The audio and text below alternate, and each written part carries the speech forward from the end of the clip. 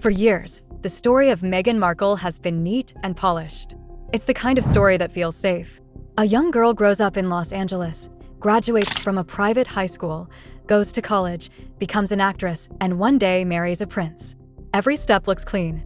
Every year makes sense. But the first crack didn't come from a journalist or a headline. It came from someone much closer. Samantha Markle, Meghan's estranged sister, made a claim that stopped people cold.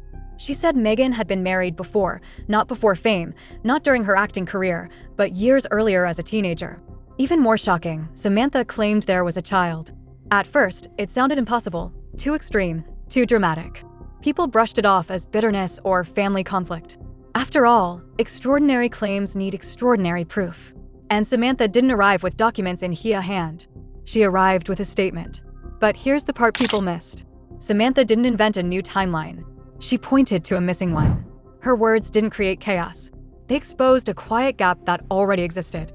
A year no one could fully explain. Once that idea settled in, the question changed. It was no longer why would she say this? It became why does the timeline allow it? And that's when people started looking at the year that had never been examined too closely before. June 1994 is clear. Meghan graduates from Immaculate Heart High School in Los Angeles. That part is documented. Her classmates move on to college, jobs, or travel. Meghan's official story says she did the same, just slower. She claimed she took a gap year before enrolling at Northwestern University in the fall of 1995. But when people looked for proof of that gap year, nothing showed up. No travel photos, no exchange programs, no host families, no school records, no stories from friends about adventures or studies abroad, just silence. A full 12 months with no footprint. That alone doesn't prove anything, but it does raise a question. Because this gap year lines up perfectly with the claims Samantha made. The alleged marriage, the alleged pregnancy, events that would require time, privacy, and distance from public view. It wasn't just a year off. It was a year missing. And missing years don't stay quiet forever. They wait, they sit, and eventually they ask to be explained. In the summer of 1994, while her classmates were planning college and vacations, Meghan Markle was allegedly somewhere no one expected. Not overseas, not on a self-discovery trip, but in Las Vegas. Not the loud Vegas, not the flashing lights and packed wedding chapels filled with tourists. This was a small, nearly invisible chapel just off the main strip, the kind of place people go when they don't want to be seen. According to people connected to the Giuliano family, Meghan walked in at 18 years old and stood beside Joe Giuliano, a teenage friend. There were no classmates, no cameras, just two relatives acting as witnesses. The ceremony took less than half an hour. And, just like that, it was done. No celebration, no photos, no announcement. Meghan Markle was legally married. What makes this moment unsettling isn't drama, it's how quiet it was. Vegas weddings usually leave paper trails, but this one didn't. At least not one the public can see because months later the record vanished. And that silence would only grow louder with time. To understand why this marriage disappeared, you have to understand the family involved. The Giulianos weren't chasing attention. They were the opposite. A traditional Italian-American family based in Chicago, private, protective, loyal. They believed in early marriage, in keeping family matters inside the family, in handling problems quietly without outsiders watching. To them, marriage wasn't a phase, it was a commitment that mattered because Meghan's life was already moving in another direction. She talked about college, acting, a future in the public eye, visibility, opportunity. The Giulianos wanted stability and privacy. Meghan wanted forward motion.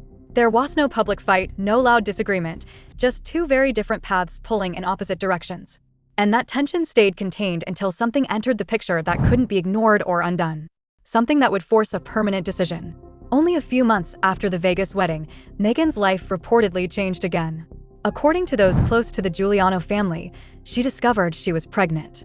At 18 years old, barely out of high school, she was facing a future that suddenly narrowed. Acting dreams don't wait. College schedules don't pause easily, and motherhood would rewrite everything she thought her life would be. By mid-1995, a baby girl was allegedly born, but the child didn't enter Meghan's public life. Instead, she became part of an agreement. The Giuliano family stepped in and offered to raise her themselves. No adoption papers, no custody battles, no official record connecting the child to Meghan Markle. On paper, the baby didn't exist. Inside the Giuliano home, she was very real, loved, raised, protected, but from the outside world, she was invisible. And with that decision, a quiet line was drawn between the life Meghan was leaving and the one she was about to claim. The end of Meghan's first marriage didn't come with a divorce. There were no arguments in court, no public records to flip through. Instead, it ended with something far quieter and far more final: an annulment. Annulments don't just end a marriage. They say it never truly existed. And this one carried an unusual detail. The paperwork was sealed almost immediately, locked away, no explanation attached, no public access granted. When questions were later raised, Clark County officials refused to confirm or deny whether the records even existed. That silence matters. Thousands of Vegas marriages happen every year, and most annulments remain public. This one didn't. If the marriage was just a teenage mistake, there would be no reason to bury it. But sealing records does something important. It removes the past from reach. It protects the future. And behind that sealed file, something else was decided. Not just how to end a marriage, but how to erase a chapter. With the annulment filed, a quiet agreement followed. It wasn't written down for the world to see, but its terms were clear. Meghan would be free to move in, college acting, a new life with no visible baggage. In return, the Giuliano family would raise the child as their own. There would be no interviews, no public acknowledgement, no connection ever between Meghan Markle and the little girl being raised in Chicago. Silence was the price. The family kept it.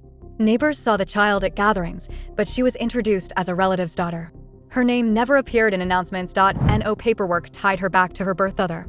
The agreement worked because everyone involved honored it for years, then decades. It wasn't just about protecting reputations. It was about ensuring the past stayed exactly where it was, out of sight, out of reach, and officially non-existent. In the fall of 1995, Meghan Markle enrolled at Northwestern University. From the outside, it looked like a fresh start. New friends, theater programs, a future carefully built from that moment forward.